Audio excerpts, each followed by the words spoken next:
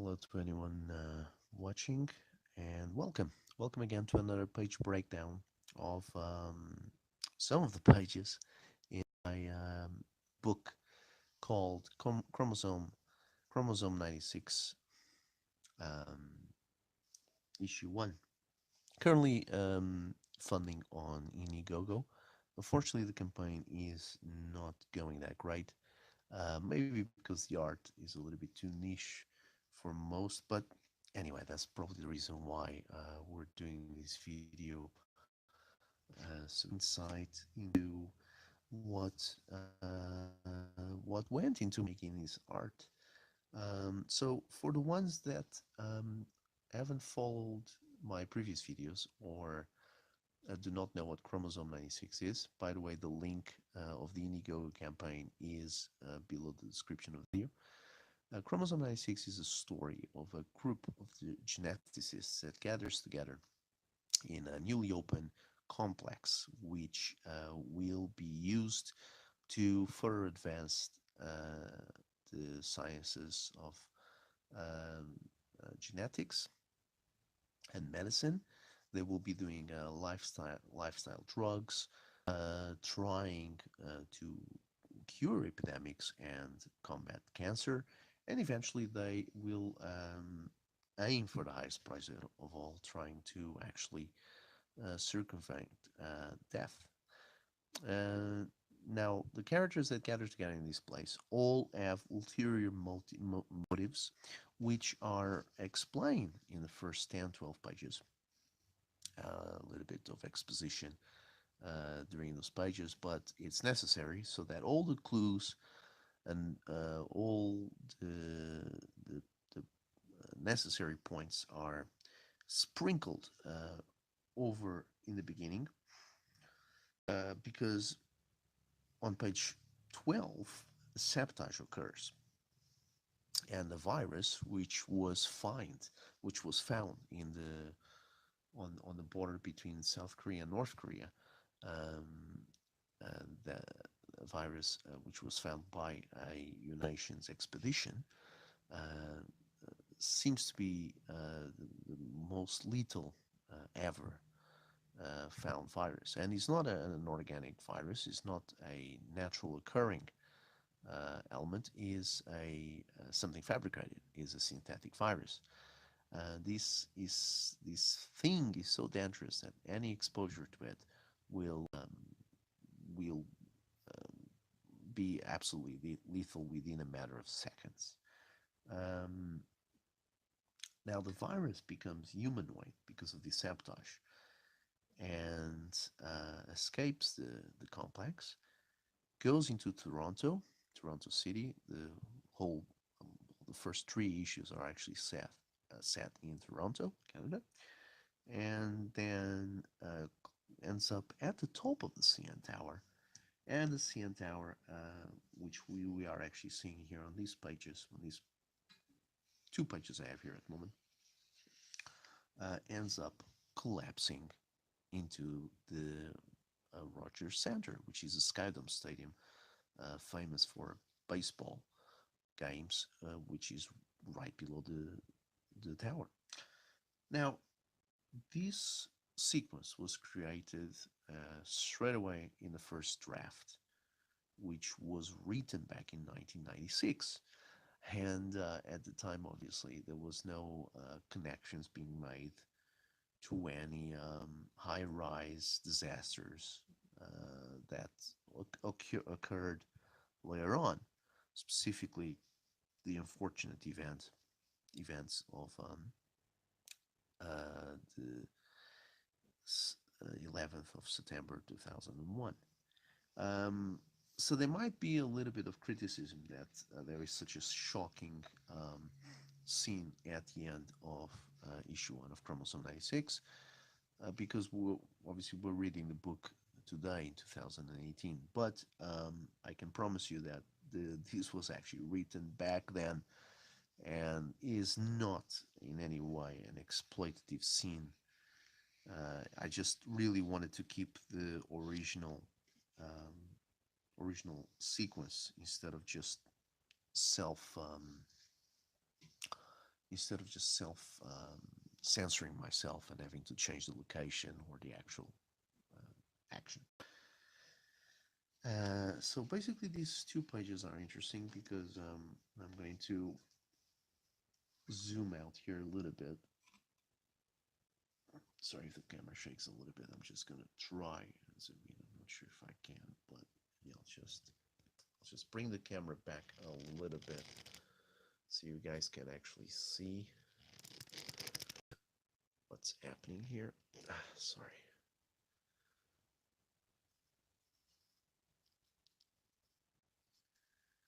Okay, at least you got a wider view here, and I'll just put the other one together.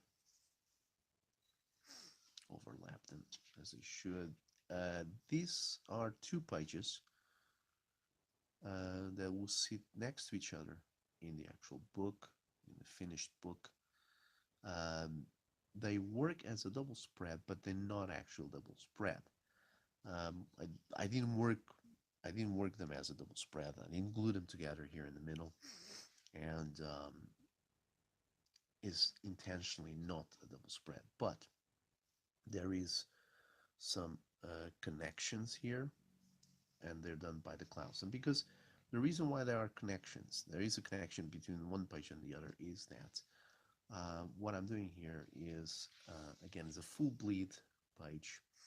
So you got a panel here. There's a chef alerting that there's a gas leak, which is has been a gas pipe that has been pierced by a knife, big carving knife. This guy here at the back throws, and this is a sequence of events that all lead to a third page, and every single piece, every single element, every single panel in this page works for a particular purpose. And once you put the two pages together, then the ending result is a third page, which I'll show you in the end. So this guy here, this one raises the alarm. I hope you're seeing this. I cannot actually see the screen, but this one raises the alarm. This other chef panics, throws a frying pan with some scrambled egg on it, which hits the knob on the stove. So this is a zoom of, so I squared this little knob here on purpose, and I'll just zoom in on that now, actually. So the knob here is, so there's another chef here ducking. That is the gas conduct that I was talking about. The gas tube gets pierced by the knife. The fire on the stove will obviously affect the gas by catching, uh, making the gas catch fire, basically. But the reason why this happens is because this happens here on the top. So lowering the page again, the chef panics and throws the frying pan into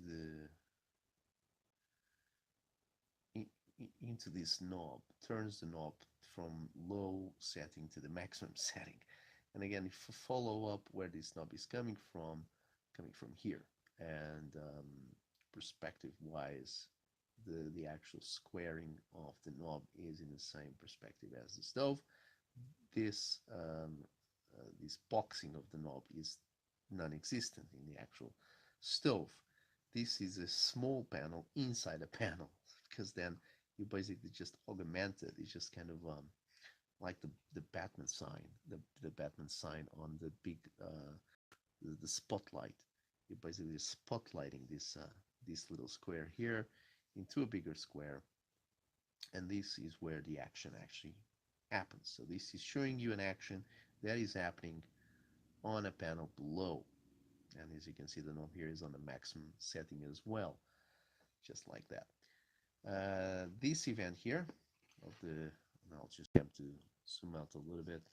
Sorry about this, but in order for you for you guys to see the details on the page, and at the same time enjoy the art, and understand what I'm talking about, understand what the page is about, what the pages are about. It's particularly difficult because these two pages I got here, I have to keep on zooming in and zooming out, some of the things might be out of the shot and then I have to bring them back in. So sorry, this is a bit tricky, but so so yeah, this action here alerts the shadower, which is a guy that has been chasing after the virus. And further down here, you see a close-up of the virus just having a little green. He's just laughing because he understands what is about to happen. There's been a little bit of time disbursement here. He understands what is about to happen, and he's not really worried about it. So these four panels here work in conjunction with each other. Swing out a little bit further. So Chef raises the alarm, Chef panics, Chef throws a frying pan, which hits the knob, makes it go high. This guy pays attention to it. This guy laughs about it, and here we see the end result of what is actually happening in these panels here.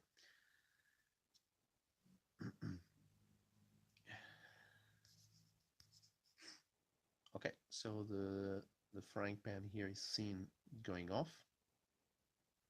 It's basically between this moment in time and that moment in time, the frying pan allowed itself to go a little bit further.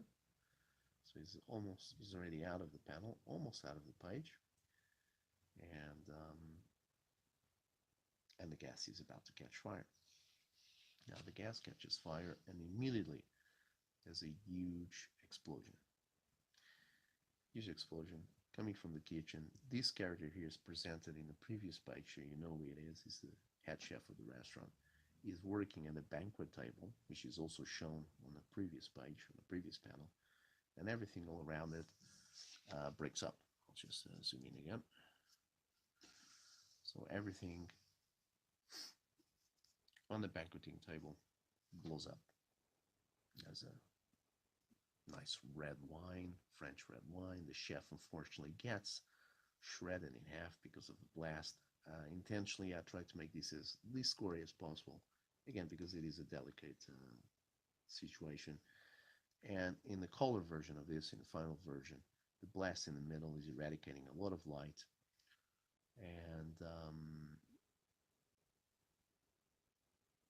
And because it's very bright, the actual chef, uh, the actual shredding in half of the chef, it's it's not that it's not that gory. It's because it is case sensitive, you know. Um, he ends up being being subtle because of the brightness of the blast,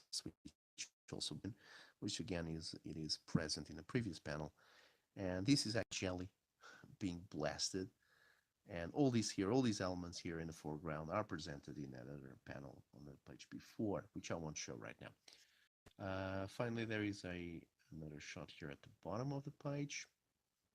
On the bottom of the page here, it's the actual restaurant. A view from the outside, blowing up. So this effectively increases to this.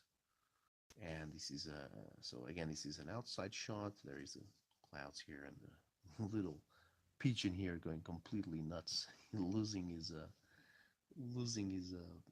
pace in the flight.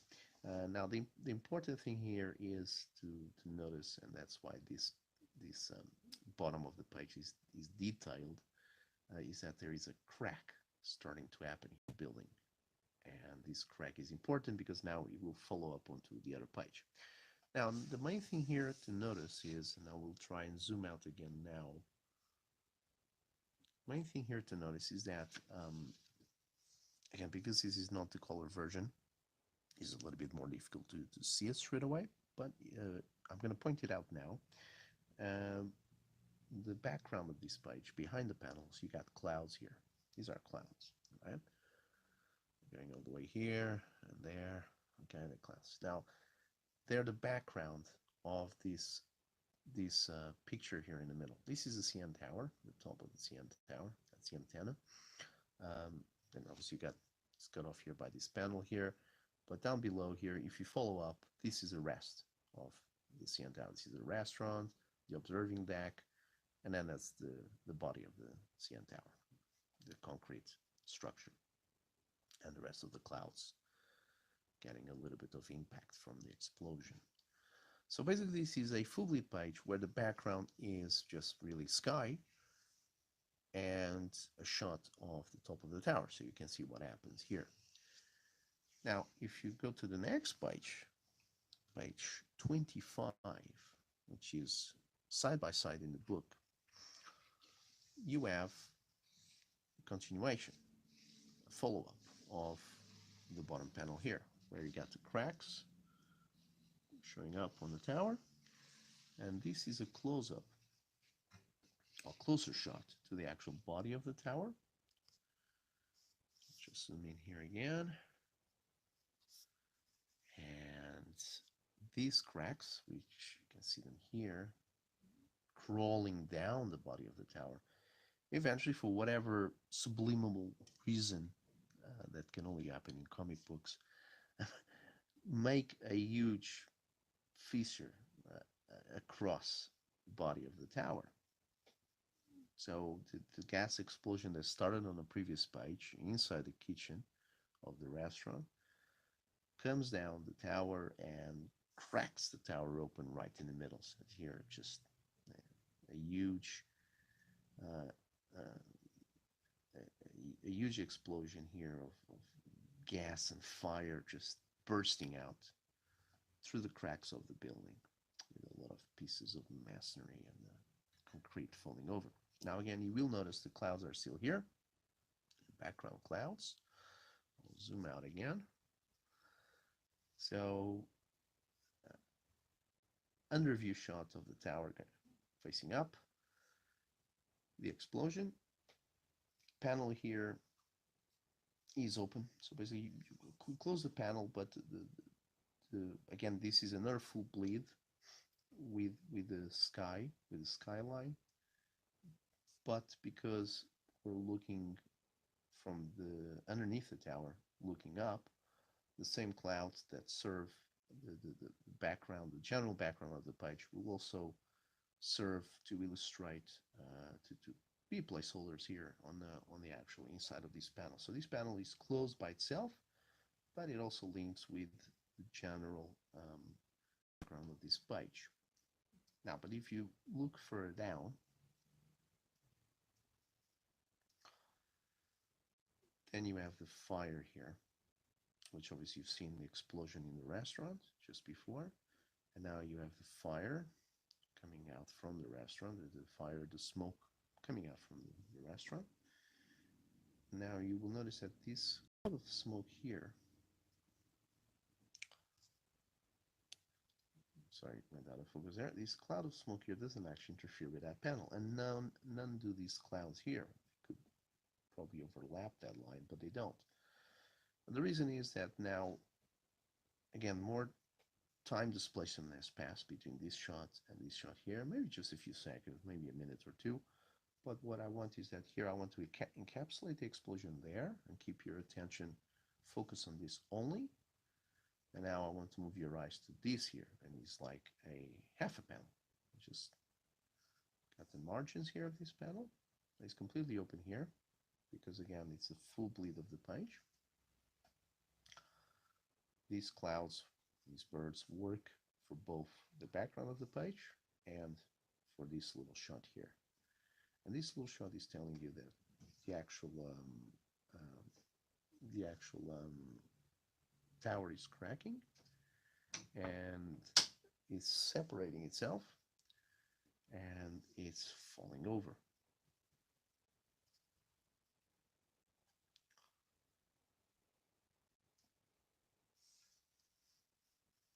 So there is a sound here, a sound effect in the finished page, which says that the tower is actually is alluding to the tower actually moving, starting to move. I didn't actually separate the body of the tower that much. Just try to zoom out, focus a bit. And actually try to I could have basically put this side of the tower a little bit more here and move this top a little bit more there because there's not actually much difference uh, to make the reader notice that the tower is actually starting to collapse, to move away from the main body. The top of the tower is moving away from the main body. But this is the beginning of it happening. So I just wanted to make sure that all this snapping and all these bits of concrete falling and all this dust was understood that the tower was snapping and collapsing. Uh, Finally, then we have the main shot here, identical to what happens on the previous page. There was the tower restaurant exploding there. Here, basically, the main picture, the full bleed picture, is the top of the tower finally coming an inch from the actual body of the tower and collapsing with all the devastation and terror that is associated to a situation like this. So what you see here, these clouds of shooting smoke, it's the top, which would be about this crack here. Whatever explosions and damages are happening, that's what you see there in the background. All this here is quite bright clouds from the above explosion. And then this is just fire plumes from the actual restaurant and observation deck still being on fire from the previous page. As the body of the tower falls, there's concrete pieces, there's pipes, there's pieces of debris everywhere, and some people which unfortunately fell from the actual tower, and they're doing their best on the way down, but obviously they will meet their ends very soon, I'm afraid. So again, another shot from below, following up from this one, which was the first obvious one, and then again, a very steep shot from halfway up the tower body, and then another shot from below, zooming in on top of the tower. So that's obviously view from below, zooming to the top while the big object is coming down. Now, obviously, the top of the tower here is still quite up high. Zooming out a bit more.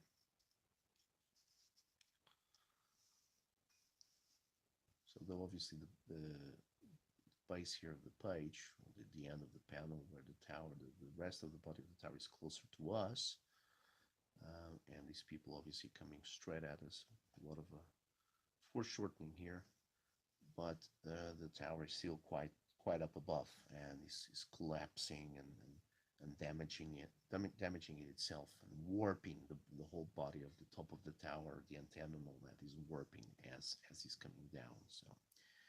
So after these two challenging pages, you have a third one where the action finally ends in the total collapse of the tower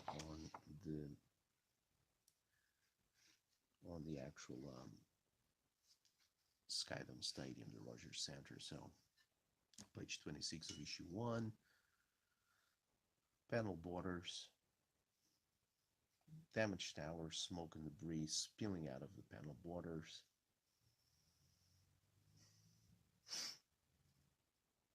And here with the crowd trying to run away and getting killed by the debris, again, framed inside the panel. Now, zooming in on this,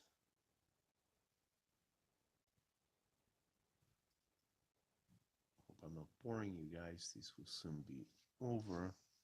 These videos usually should only take about 30 minutes, and it's already too much. Has been scene set in the stadium on the previous pages. So the stadium has been clearly introduced. The structure and the space of the stadium has been introduced to the reader. So now I can position the reader in the middle of it, right in the middle of it, in the middle of the stalls, so you can get the full impact of this scene. Nonetheless, that is the top of the stadium, the actual dome that closes. Clouds, as same reference from picking up from the two previous pages. The body of the tower, whatever is left of it, standing outside of the stadium, has the top stalls of the stadium with um, the lights of the stadium. Not the stalls, the balcony of the stadium. I think I can't remember what exactly it's called. And obviously, falling right here in the midst of debris, and dust, is the body of the tower, which um, cut itself away from the rest. And as it's falling down, you got the observation deck, restaurant, all these metal beams, piping that the tower design is famous for, and another concrete portion of the tower just before the final observation deck here being scrunched from collapsing on itself from the weight of the fall. Just trying to get a nice sharp picture here so you guys can see the details. It looks a bit messy, but once you look closely, everything has been detailed as much as possible. Actually, this is actually a page that deserves to be blown up, not just in a similar fashion of what I'm doing here. There's a lot of here to enjoy. There's a second observation deck on the CN tower on the actual antenna, and that is the observation deck being squashed. And this is um, the actual antenna, which is made of material. I'm not sure if it's fiberglass or some sort of material, like a canvas material. Bit there separates in the middle. And right top section here, light is snapping there in the middle as well. So all this structure here, the concrete structure, getting a series of cracks.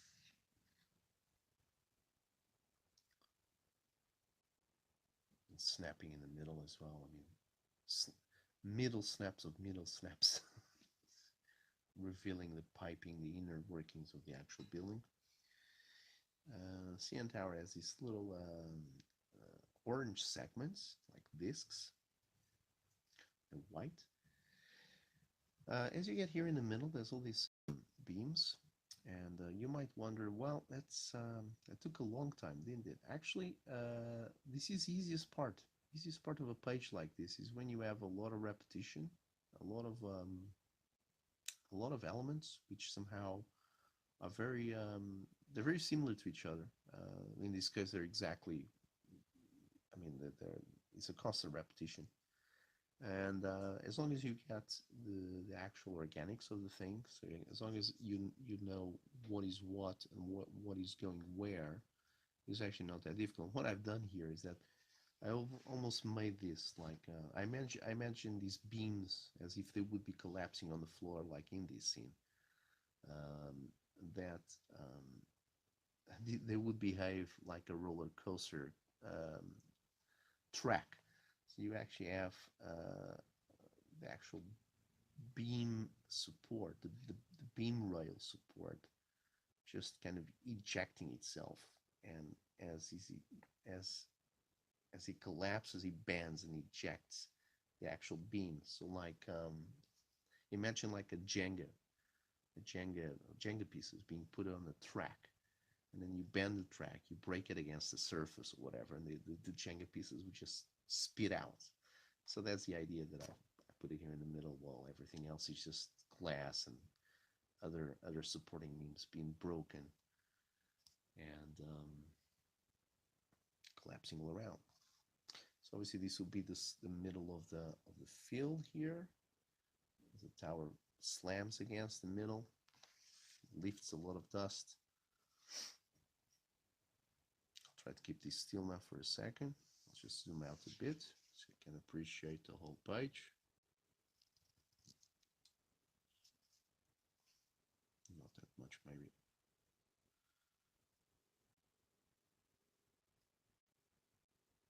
Yeah, I guess that's fine. And there we go. Here with the crowd that is running away, it was tough because I wanted to make the shares I wanted to make the stalls very visible, and also because the stalls here are what creates the angle of the perspective, round, kind of a half moon kind of disposition of the chairs. So you understand that you're part of the stalls in the middle of the stadium, middle of the stadium crowd. So then you understand your point of view here as the tower slams against the field, bang in the middle of the stadium, and obviously hitting a few of the higher seats, damaging the lights and all that, but pretty much leaving the stadium by itself as a whole intact. It just obviously damages a side portion and the middle of it. And obviously, I didn't want to do too much crowd here. Actually, this is set in October, the story, and the stadium is already out of the actual championship is finished. So this is just a friendly game, so that there's not many people. This is an off-season game, so there's not many people watching it. So, and it was also tough to create here what I was going to do with these guys, because I wanted to have the idea of panic settling on the crowd, of people stomping on top of other people, but it's a confined space. There's not much opportunity to do too much, so I just wanted to do enough. So I put this guy squashing this guy's face, which his body's not even in the shot. This woman actually looking what's happening to this guy, which is in a closer foreground. This other one completely panicking and just not caring at all. And this guy worried that any of these things will fall on him. And this guy just kind of taking a peek behind. This guy here obviously is the guy that is more unlucky than anyone else, because he gets the beam straight just below his neck, straight out of his chest. All right, guys, that's it. Half an hour. Thank you for watching this, and yeah, I hope you can go on Indiegogo. This book is still there. It's a fun book, very well colored by Ross Campbell, great artist. And yeah, I put a lot of work to this, both the writing and the design of the book. So yeah, should join me on Indiegogo. Chromosome 96, issue 1. Thank you very much. Bye bye.